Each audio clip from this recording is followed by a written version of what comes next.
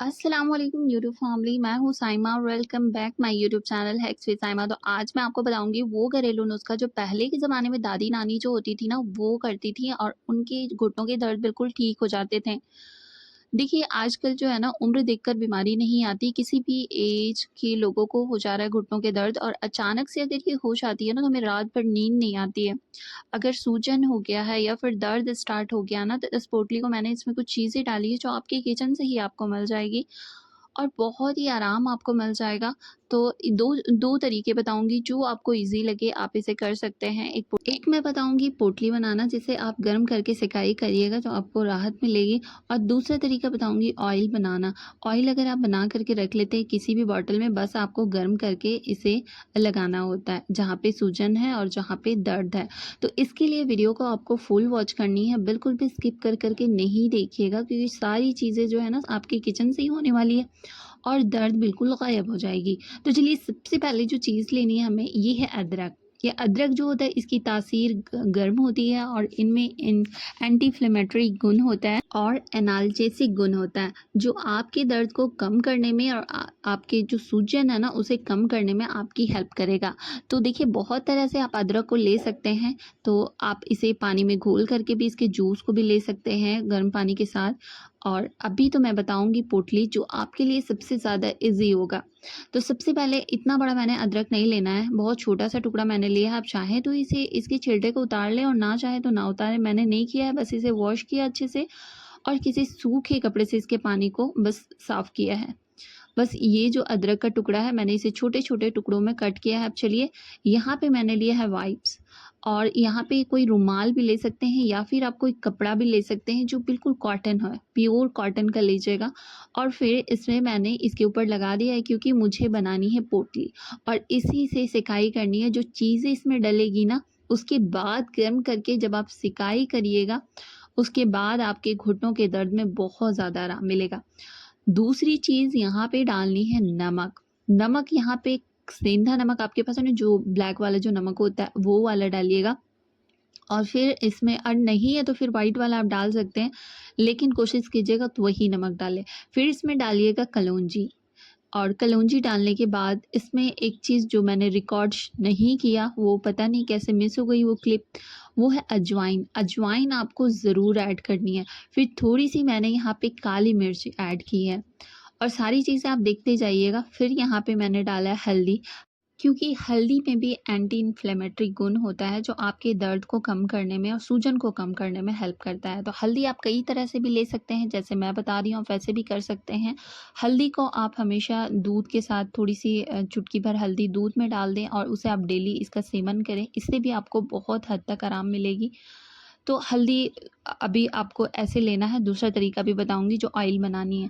और इन सारी चीज़ों को आपको ना डाल देनी है इसमें। और मैंने यहाँ पे कहा ना कि वाइप्स नहीं है, आप कोई कॉटन का रुमाल ले लें या फिर कोई ऐसा कॉटन कपड़ा ले लें जो आराम से आप इसे गर्म कर सकें। तो यहाँ पे देखिए हमारी जो पोटली है वो रेडी है। आप इसे सिक्योर करने के लिए रबर का भी यूज़ कर सकते हैं।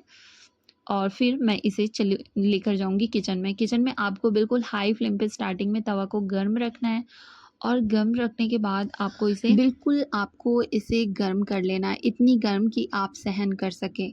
तो इसे तवा जो है स्टार्टिंग में हाई फ्लेम पे रखिए, फिर आपको धीरे-धीरे लो फ्लेम पे मीडियम टू लो में रखना है, क्योंकि बहुत ज़्यादा भी गर्म हो जाएगा तो आपकी स्किन शायद आप बर्दाश्त ना कर पाओ। तो जब भी आपको सेकाई करनी हो ना तो यहाँ पे आपको सामने बैठना होगा। बैठने के बाद, क्योंकि अगर आप बेडरूम पे रहोगे ना तो शायद ले जाते-जाते ठंडी हो जाएगी। तो अगर आप चाहते हैं ना कि इसकी सिकाई बहुत ही अच्छे से ले तो आप यहाँ पे पास में बैठ जाएँ और ऐसे ही तवा में सिकाई करें, इसको गर्म करें और फिर आप अपने घुटनों की सिकाई करें। इससे आपको बहुत हद तक राहत मिलेगी और ये जो चीज़ें हमने डाली हैं ना वो सारी किचन में ही आपको मिल जाएगी, कहीं जाने की ज़रूरत नहीं है। तो कभी-कभी हमारे साथ सिचुएशन ऐसा होता है ना कि ना हमारे पास दवाई होती है और ना ही कोई उपाय होता है, तो उस टाइम आप जाइए और इस पोटली को बनाइए। और किसी भी उम्र, बूढ़े हो, जवान हो, बच्चे हों, अगर वो परेशान है घुटनों के दर्द से, सूजन से, तो आप इसे ज़रूर लगाइए। तो लगाने का इससे सिकाई करने का बहुत ही अच्छा तरीका है, बस आप गर्म-गर्म ले जाइए पोटली को और इस तरीके से चारों तरफ आपको इसकी सिकाई करनी है। अगर आप चाहते हैं कि और भी अच्छा आपको फ़ायदा मिले, तो जब भी आप इसकी सिकाई कर लें ना, तो आप हल्दी का लेप लगा लें अपने जहाँ पे दर्द है या फिर जहाँ पे सूजन है। आप रात भर इससे पहले सिकाई कर लीजिए, या फिर जो अभी मैं आपको मालिश बताऊँगी ना, उससे आप उसकी मालिश कर लें और फिर उसके बाद आप हल्दी का लेप लगा लें। हल्दी भी बहुत ही ज़्यादा फ़ायदेमंद होता है घुटनों को दर्द को लेकर के। तो अगर आप बहुत ज़्यादा परेशान रहते हैं ना, हमेशा आप इसे किया कीजिए। इंशाल्लाह आपको बहुत ही अच्छा इसका फ़ायदा मिलेगा और आपको कोई दवाई खाने की ज़रूरत नहीं है और ना ही किसी मार्केट वाली केमिकल वाली दवाई लगाने की ज़रूरत है। देखिए, जब भी हमारे साथ ऐसी चीज़ें हो ना, तो पहले घर वाला आप ट्राई करें। ऐसा मैं बिल्कुल भी नहीं कहूँगी कि आप डॉक्टर घर ना जाएँ, बेशक जाएँ आप डॉक्टर के घर, लेकिन हमें घरेलू नुस्खे भी आज़माने चाहिए। अगर ठीक हो जाता है, तो हमें डॉक्टर घर जाने की कोई ज़रूरत नहीं पड़ेगी।